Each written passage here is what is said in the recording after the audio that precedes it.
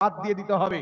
যদি কোনো ব্যক্তি বলে আল্লাহর নবী সাল্লাল্লাহু আলাইহি সাল্লামের জবান দিয়ে দুর্গন্ধ বের হতো, সেই ব্যক্তি মুসলমান নাই, তো তার ওয়াজ কি করে শোনা যাবে? যদি কোনো ব্যক্তি বলে আল্লাহর নবী কবরে মরা মানুষ পড়ে আছে, সেই ব্যক্তি গুমরা জাহান্নামী, তার ওয়াজ শোনা মুসলমানদের জন্য যাবে না। যদি কোনো ব্যক্তি বলে আল্লাহর নবী কিয়ামতে ফেল ফেল করে তাকিয়ে থাকবে, আমার নেকির পাল্লা ভারী হচ্ছে না গুনার পাল্লা ভারী হচ্ছে, এই ধরনের মৌলবীর বক্তব্য শোনা যাবে না।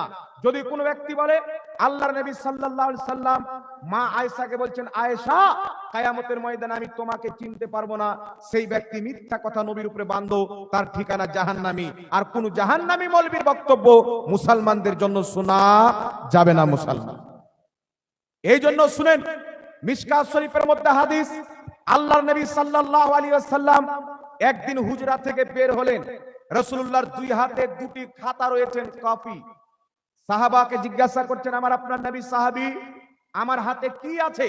তো সাহাবায়ে কেরাম দেখতে পাচ্ছেন খাতা আছে, তবুও সাহাবায়ে কেরাম বলছেন না। সাহাবায়ে কেরামের আদব কি? সাহাবা বলছেন, ওয়াল্লাহু ওয়া রাসূলুহু আ'লাম, আল্লাহ আল্লাহ রাসূলই ভালো জানেওয়ালা। নবী পাক সাল্লাল্লাহু আলাইহি সাল্লাম বললেন, সাহাবী আমার হাতে কি আছে? সাহাবী বললেন, আল্লাহ আল্লাহ রাসূলই ভালো জানেন।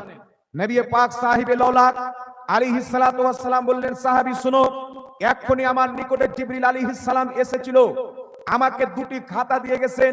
একটি খাতাতে কিয়ামত পর্যন্ত, শুরু থেকে কিয়ামত পর্যন্ত যত লোক জান্নাতি হবে তার নাম এবং তার পরিচয় লেখা আছে। আরেকটি খাতাতে যত লোক জাহান্নামী হবে তার নাম এবং তার পরিচয় লেখা আছে। সুতরাং নবী মুস্তাফা বলছেন, এর থেকে একজন বাড়ানো যাবে না, একজন কমানো যাবে না। তো আল্লাহর নবীকে আল্লাহ তাবারাক ওয়া তাআলা দুনিয়াতে জান্নাতীদের লিস্ট দিয়ে দিয়েছেন, জাহান্নামীদের লিস্ট দিয়ে দিয়েছেন, তাদের পরিচয় করিয়ে দিয়েছেন। জোরে বলেন সুবহানাল্লাহ। এত মহাজ্ঞান আল্লাহ আমার আপনার হাবিব রাসূলুল্লাহ সাল্লাল্লাহু আলাইহি সাল্লামকে দিয়েছেন। পৃথিবীর কোন ব্যক্তিকে এমন জ্ঞান আল্লাহ দেননি। যদি সারা পৃথিবীর জ্ঞান একদিকে রাখা হয়, আর আমাদের রাসূলুল্লাহর জ্ঞান যদি একদিকে রাখা হয়, আল্লাহর নবীর জ্ঞান যদি 7 সমুদ্র হয়, রাসূলুল্লাহর জ্ঞানের সামনে সারা পৃথিবীর জ্ঞান ওই 7 সমুদ্র পানির সামনে একটা ফোঁটা হবে, মাত্র একটা পানির ফোঁটা হবে। আল্লাহ আমাদের রাসূলকে এত জ্ঞান দান করেন। এই জন্য পৃথিবীর মুসলমান আমার আপনার নবীকে আল্লাহ পাক যেটা হয়ে গেছেন তার খবর দিয়েছেন। তাই আল্লাহর নবী আদমের জামানার খবর বলেছেন, পূর্বের সৃষ্টির সূচনা জানিয়েছেন। আল্লাহর নবী কিয়ামত পর্যন্ত আলামত বয়ান করেছেন। দাজ্জাল আসবে নবী বলেছেন, ইয়াজুজ মাজুজ হবে নবী বলেছেন, ঈসা আলাইহিস সালাম অবতরণ করবেন নবী পাক বলেছেন, ইমাম মেহেদী আসবেন নবী পাক বলেছেন। আল্লাহর নবী কিয়ামত পর্যন্ত হাজারো ঘটনা বর্ণনা করে প্রমাণ করে দিয়েছেন যে আল্লাহর নবী সাল্লাল্লাহু আলাইহি সাল্লামকে কালকে কি হবে আল্লাহ এটা জানিয়েছেন। জোরে বলতে হবে সুবহানাল্লাহ। কথা বুঝতে পারছেন কি পারেন না বাবা? এখন কিছু লোক মার্কেটে বেরিয়েছেন, তারা বলতে চায় নবীকে ভবিষ্যতের জ্ঞান ছিল না। আরে ভবিষ্যতের খবর তো এখন বিজ্ঞান দিয়ে দেয়। ওই যে হাওড়াবাসী, তোমরা বাড়িতে ঢুকবে সকাল 8টার সময়, বের হবে 3টার সময়, কেন? ওই যে এর মাঝে একটা ঘূর্ণি ঝড় আসবে, বাড়ির বাইরে থাকো তো তোমার ক্ষতি হয়ে যাবে। মানুষ বাড়িতে ঢুকে গেল, দেখছেন খুবই ঘূর্ণি ঝড়। সঠিক হয় কি হয় না? অনেকবার কথা বলেন, অনেকবার সঠিক হয়ে যায়। একটা কথা মনে রাখবেন, কালকে কি হবে আল্লাহ ছাড়া কেউ জানে না। মায়ের পেটের ছেলে না মেয়ে, আল্লাহ ছাড়া কেউ জানে না। কিয়ামত কবে হবে আল্লাহ ছাড়া কেউ জানে না। তবে আল্লাহ পাক যদি কাউকে জানিয়ে দেয়, আল্লাহর জানার পরে জানতে পারে কিনা? জোরে বলেন। তো যেখানে কোরআন পাকে আল্লাহ বলেছেন মায়ের পেটের ছেলে না মেয়ে আল্লাহ ছাড়া কেউ জানে না, কালকে কি হবে আল্লাহ ছাড়া কেউ জানে না, ভবিষ্যতের খবর, এই সমস্ত আয়াতের ব্যাখ্যা মুফাসসিরিনে কিরাম করেছেন। আল্লাহর না জানাতে কেউ জানে না, যদি আল্লাহ চায় কাউকে জানিয়ে দেয়, আল্লাহর জানার পরে জানতে পারে। মায়ের পেটে কি ছেলে না মেয়ে কেউ জানে না, ডক্টর বলে দেয় কি দেয় না? কথা বলেন, ডক্টর বলতে পারে কি পারে না? একটা জামানা ছিল ডক্টর সাহেব মেশিন লাগাতো, বলে তো মায়ের পেটে ছেলে না মেয়ে, এখনো ডক্টর জানতে পারে, কিন্তু সরকারের পক্ষ থেকে তাকে বলতে নিষেধ করা হয়েছে। অনেক দেখতে পাওয়া গেছে কোন মেয়ের গর্ভে যদি মেয়ে থাকে তাহলে পেটের মধ্যে তাকে নষ্ট করে দিয়েছে, এই জন্য সেটাকে ব্যান করে দেওয়া হয়েছে। যারা মেয়ের সম্মান মেয়ের মর্যাদা বুঝে না তাদের জন্য এটা ব্যান করা হয়েছে। তবে একটা কথা মনে রাখতে হবে, আল্লাহ পাক আমার আপনার নবীকে যত জ্ঞান দান করেছেন পৃথিবীর কাউকে দান করেননি। তাই আমার আপনার নবী লিখতেও জানতেন, পড়তেও জানতেন, নবী সিগনেচারও করতে জানতেন, নবী পাকের আক্ষরিক জ্ঞান ছিল। আপনাদের সম্মুখে একটা দলিল পেশ করে দিই, কিতাবটির নাম হচ্ছে সহিহুল বুখারী। বুখারী শরীফের আসল নাম হলো আল জামিউল মুসনাদ আস-সহিহ আল মুখতাসার মিন উমুরি রাসূলিল্লাহ সাল্লাল্লাহু আলাইহি ওয়াসাল্লাম ওয়া সুনানিহি ওয়া আয়ামিহি। এটা হলো বুখারী শরীফের নাম। সহিহ বুখারী, বুখারী শরীফ, এটা হচ্ছে তার কুনিয়াত। বুখারী শরীফের মধ্যে হাদিস নাম্বার 2699। আল্লাহর নবী সাল্লাল্লাহু আলাইহি সাল্লাম সুলহে হুদাইবিয়ার টাইমে ইহুদিদের সাথে যখন মক্কাকে নিয়ে চুক্তিপত্র হলো, আল্লাহর নবী নিজের ইসলাম মারলেন মুহাম্মদ রাসূলুল্লাহ। ইহুদিদের কাজ যখন চুক্তিপত্র হাজির হলো, ইহুদিরা দেখছেন লেখা আছে মুহাম্মদ রাসূলুল্লাহ। তারা আপত্তি করলো, হে আব্দুল্লাহর ছেলে মুহাম্মদ আলাইহিস সালাতু ওয়াস সালাম, আপনি এখানে যেটা ইসলাম মেরেছেন মুহাম্মদ রাসূলুল্লাহ, আপনাকে তো আমরা রাসূল মানি না। যদি আপনাকে রাসূল মানতাম আমাদের মধ্যে সুলহার প্রয়োজন পড়তো না, আমাদের মধ্যে মীমাংসার প্রয়োজন পড়তো না। সুতরাং মুহাম্মদ রাসূলুল্লাহ শব্দটা কাটিয়ে আপনি নিজের নাম লিখে দেন। আল্লাহর নবী সাল্লাল্লাহু আলাইহি সাল্লাম হযরতে আলীকে বলছেন, আলী তুমি আমার নামটাকে মুছে দাও। আলী বলছেন, আল্লাহর কসম হুজুর আমি মুছতে পারবো না। আমার আপনার নবী আলীর হাত থেকে কাগজটা নিয়ে নিলেন, মুহাম্মদ রাসূলুল্লাহ শব্দটা মুছে দিলেন। ফাকাতাবা মুহাম্মদ ইবনে আব্দুল্লাহ। তারপরে আমার আপনার নবী নিজের হাতে লিখলেন মুহাম্মদ ইবনে আব্দুল্লাহ। বুখারী শরীফ 2699 নম্বর হাদিস। একটু জোরে বলতে হবে সুবহানাল্লাহ। পৃথিবীতে এমন কোন হাদিসের কিতাব নাই বা কুরআন পাকের এমন কোন আয়াত নাই যে আয়াত দিয়ে কেউ প্রমাণ করতে পারবে বা একটা হাদিস দেখাতে পারবে যে আল্লাহর নবী লিখতে জানতো না, অক্ষরিক জ্ঞান ছিল না। তবে একটা হাদিস পেশ করলাম, ইমাম ইবনে হাজার আসকালানী রাহমাতুল্লাহ আলাইহি বুখারী শরীফের শারা ফাতহুল বারির মধ্যে ব্যাখ্যা করছেন আর বলছেন আল্লাহর নবী নিজের হাতে সিগনেচার করেছেন।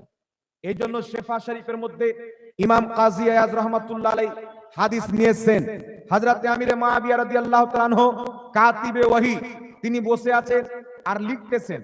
নবীর প্রতি ওহী নাযিল হচ্ছেন, তিনি লিখছেন।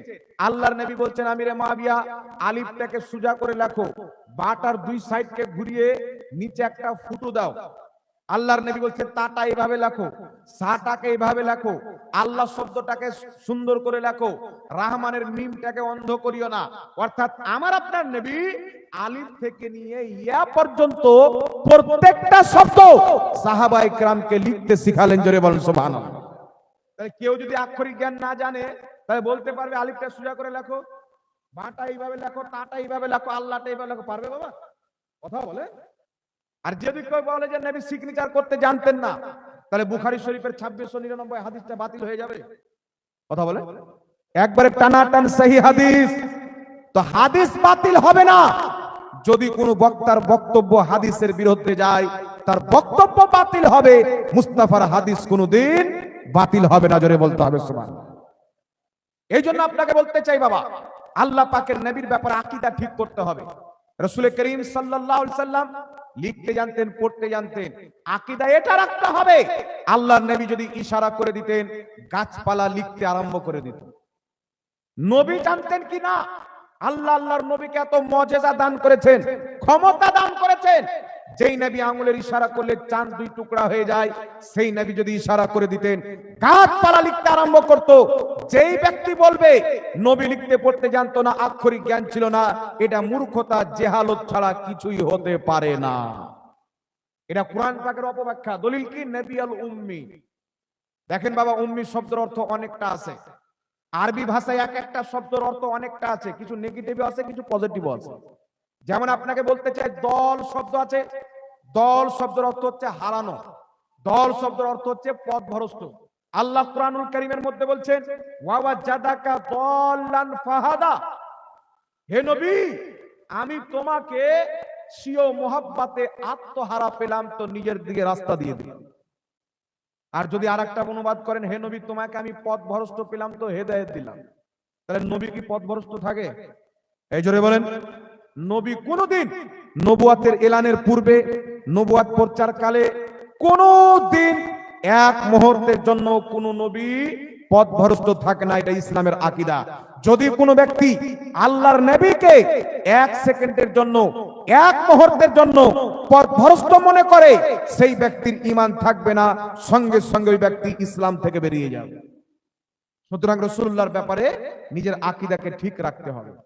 আর কিয়ামতের সকাল পর্যন্ত আল্লাহর নবী সাল্লাল্লাহু আলাইহি সাল্লামের ওসিলা দিয়ে দোয়া করা। এই যে মানুষ দোয়া করছে না, বলছেন বিহাক্কে লা ইলাহা ইল্লাল্লাহ মুহাম্মাদুর রাসূলুল্লাহ। এর অর্থ কি?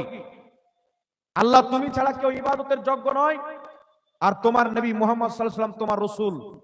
তুমি ছাড়া কেউ ইবাদতের যোগ্য নয়, এই কথার ওসিলায়, এই ঈমানের ওসিলায়, তাওহীদের ওসিলায়, মুহাম্মদ রাসূলুল্লাহ আর নবীর রিসালাতের ওসিলায় আমাদের দোয়া কবুল করো বিহাক্কে মুহাম্মদ লা ইলাহা ইল্লাল্লাহ মুহাম্মাদুর রাসূলুল্লাহ। এর অর্থ এজন্য উলামায়ে কেরাম দুয়ার শেষে এই কালেমাটি পাঠ করে, কারণ আমার আপনার নবী দোয়া করেছেন। কিতাবটির নাম হচ্ছে মাজমাউজ জাওয়াইদ।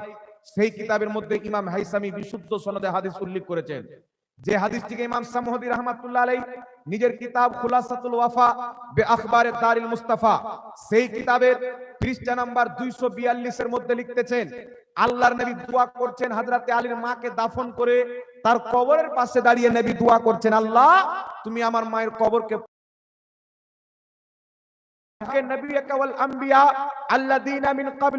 তোমার নবী আমি মুস্তাফার ওসিলায় এবং পূর্বের সমস্ত নবীর ওসিলায়, যেই নবী আমার পূর্বে জিনারা এসেছিলেন ওই সমস্ত নবীর ওসিলায় তুমি আমার দোয়া কবুল করো। জোরে বলেন সুবহানাল্লাহ। ইমাম সামহদি রাহমাতুল্লাহ আলাইহি বলছেন সানদহু জাইয়্যিদুন, এই হাদিসের সনদ হচ্ছে জাইয়্যিদ অর্থাৎ সহিহ। তো আমার আপনার নবী নামাজের মধ্যে পূর্বের নবীগণের ওসিলা দিয়ে দোয়া করেছেন আদম থেকে ঈসা পর্যন্ত, এবং নিজের ওসিলা দিয়ে দোয়া করেছেন। তাহলে বুঝা কি গেল? নবীগণ যদি বাহায়াত থাকেন তবুও তাদের ওসিলা দিয়ে দোয়া করা বৈধ, যদি ইন্তিকাল করেন তবুও তাদের ওসিলা দিয়ে দোয়া করা বৈধ, কারণ তারা ইন্তিকালের পরেও নিজের কবরের সহ শরীরে জিন্দা থাকে। জোরে বলতে হবে সুবহানাল্লাহ। এখন আমি আপনাকে মাত্র দুই একটি আকীদার কথা বলি, তারপরে ঈমানের দিকে যাব। একটি কথা মনে রাখবেন, যদি আপনার রাসূল সম্পর্কে আকীদা খারাপ হয়ে যায়, আপনি নামাজ যেইভাবে পড়েন আপনার নামাজ কবুল হবে না। কারণ আল্লাহর নবীর ব্যাপারে যদি আকীদা খারাপ হয়, ইবলিসের 5-6 কোটি বছরের কবুল ইবাদত ধ্বংস হয়ে গেছিল, আমাদের ইবাদত কবুল কিনা গ্যারান্টি নাই।